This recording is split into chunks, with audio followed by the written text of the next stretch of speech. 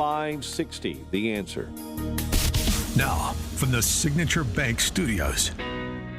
Only the biggest stories, only the biggest guests, and only the biggest opinions. This is AM 560, The Answer.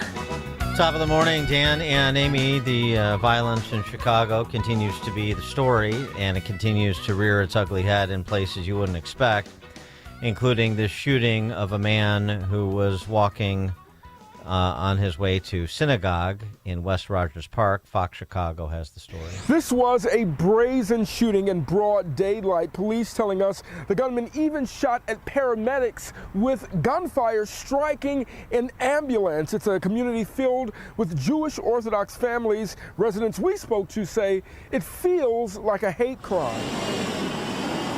The crime scene spanned multiple blocks. The 39-year-old victim was walking down the street when police say he was shot in the shoulder. Neighbors say he was going to his synagogue. Responding officers responded to the scene, and as they were on the scene, at about 9:55, the offender reemerged from an alley and fired shots at the officers and at the responding paramedics. Deputy Chief Kevin Bruno told reporters over the next 2.5 minutes, the gunman emerged from various locations, exchanging gunfire with police. The chaos kicked off in the 2600 block of Farwell at 9:30 a.m. However, it ended in the 6800 block of Washtenaw, with the gunman shot multiple times by police. First question, who and why? Neighbors did come out and help the victim. It's just great to see the community step in and offer assistance. You hear it on the news, crimes happening west, south. No, but it's actually coming to safe neighborhoods, which is a big shocking. Yeah, it shouldn't be shocking anymore. By the way, something not reported there that should be reported. That he was shouting Allah Akbar. Yeah, the shooter, yes. So feels like a hate crime. Well, if that's accurate that he was shouting Allah Akbar before he opened fire on a Jewish man, I believe wearing a yarmulke on his way or in Orthodox Jewish garb, indicating his religion. That seems material to the discussion. But of course, it's not. In this instance, it could be influenced by the person's ethnicity and faith, but that's not the story citywide. The story citywide is just the ongoing lawlessness. And interestingly, CWB Chicago made their first ever political recommendation in a contested race of sorts, a judicial retention vote. Vote not to retain this judge. Okay. If you're in Cook County, I would basically, the default position would be vote not to retain any judge, because how could you do worse? But the judge that CWB Chicago is specifically focused upon is a woman named Carol Howard. She is 71, former public defender, been a judge for 18 years. And as one veteran prosecutor said, she'll take forever to make a decision and then make the worst one. Mm-hmm. For example, several years ago, a woman accused of tossing her newborn baby to its death from the 8th floor of an apartment building was on Howard's docket. Prosecutor said the woman gave birth to the child, then tossed it out a window so her parents wouldn't discover her secret. Howard gave her probation. What? On a reduced charge of manslaughter. 2 men charged with participating in a shooting that left a man dead on the Wabash Avenue Bridge were assigned to Howard. Shooting was largely caught on city surveillance video, which showed one of the men holding an L-shaped object on the bridge. Man holding L-shaped object, man dead on Wabash Avenue Bridge from gunshot wounds. In a bench trial, Howard found no indication of solid proof the L-shaped object he pointed during a shooting was a gun, because police never recovered the firearms, and they didn't find any shell casings where the guy had been standing. So he ditched the gun and the shell casings, and that was good enough for the judge. She found him not guilty. There's more of these. Howard sentenced a 14-time convicted felon to 12 years in prison, 7 for narcotics cases, plus 5 for shooting a 3-year-old while on bail for the dope cases. So a 14-time felon got less time for shooting a 3-year-old child than he did for narcotics cases. And you wonder why this sometimes, NPR Times has the story, real head scratcher. 1 out of every 6 Chicago cops hired since 2016 is no longer on the payroll. About 950 of more than 5,750 people hired in that period have left. The average time with the department is not even 3 years, many moving to suburban police departments. So a little less than 20% of those hired since 2016 have left, not even stayed 3 years. They're gone. Gee, why would they be gone? No civilian political backing, and no backing from the other side of the criminal justice system. So why am I here? For more on the topic, we're pleased to be joined again by Thomas Weitzel, retired chief of police of the suburb Riverside. Probably has some former Chicago cops on that force now. Tom Weitzel, thanks for joining us. Appreciate it.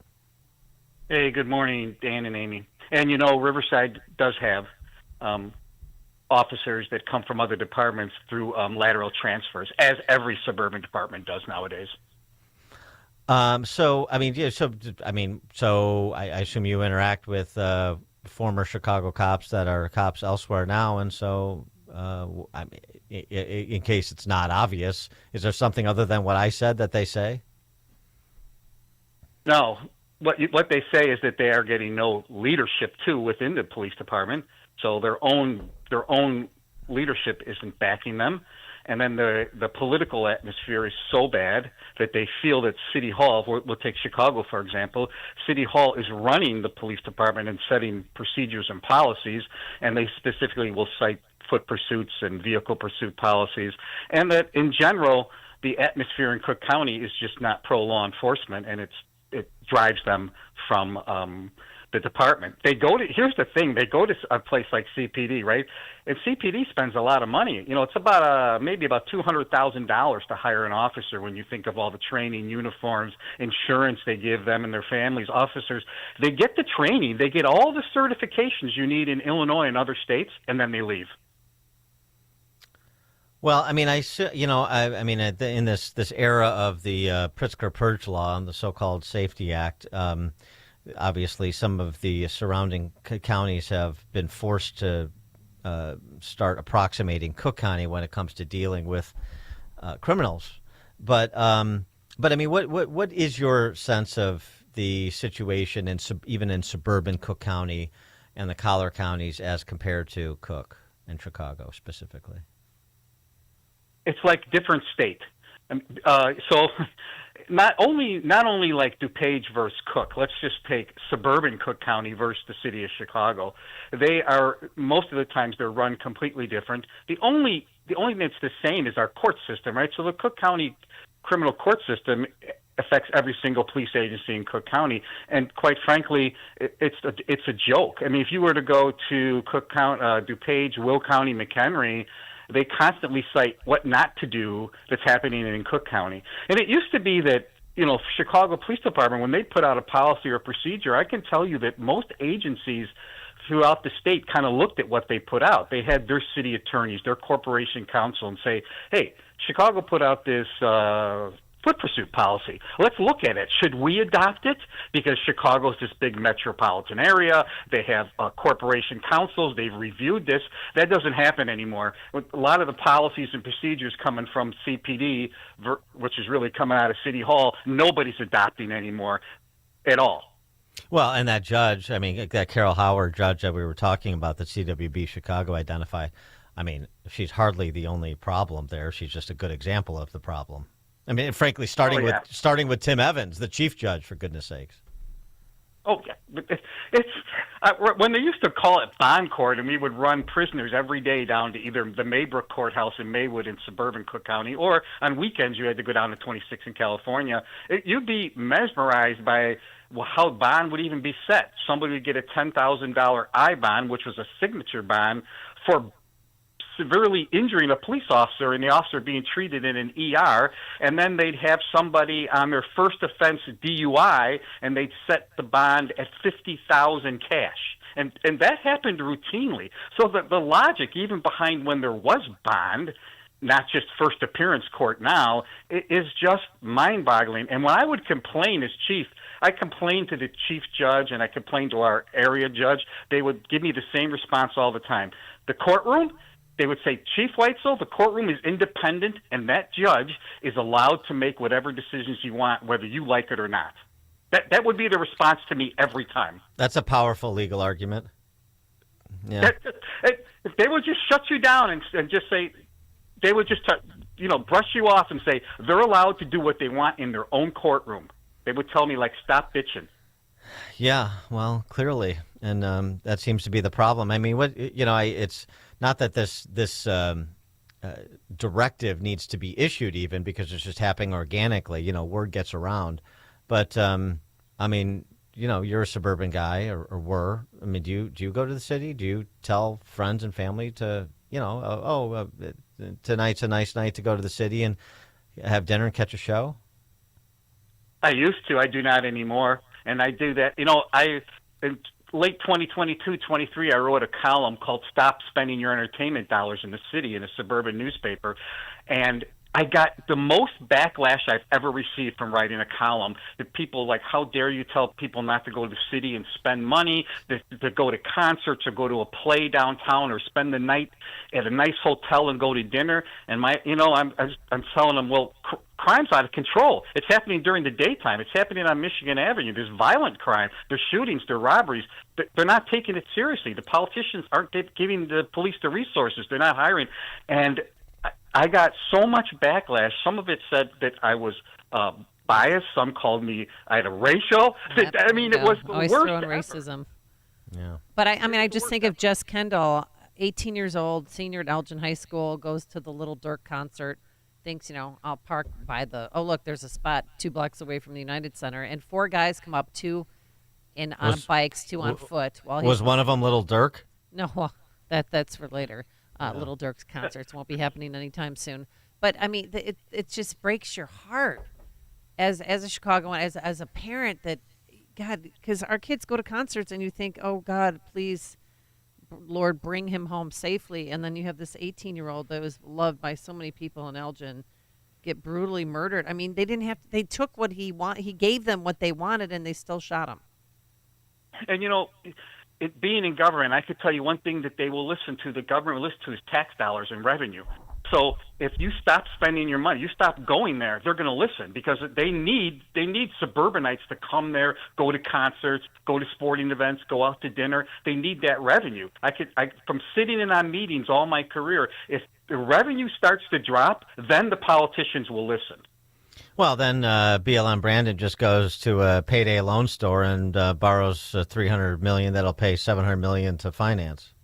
That's all, like he does with CPS. Well, and speaking of Mayor Johnson, I mean, Little Dirk gave him $150,000, and it doesn't sound like he's going to give the money back. Well, Little Dirk has been arrested in a murder for hire plot. Yeah, when rap stars collide. But that to be fair, that money from Lil Durk was specifically earmarked for haircuts. Okay. Here he is. And so, when asked if he would donate the money, if you're asking me if I should make a judgment on a black man before a full trial has actually come to fruition, I hope you do understand why it is not my position to determine the outcome of someone's life.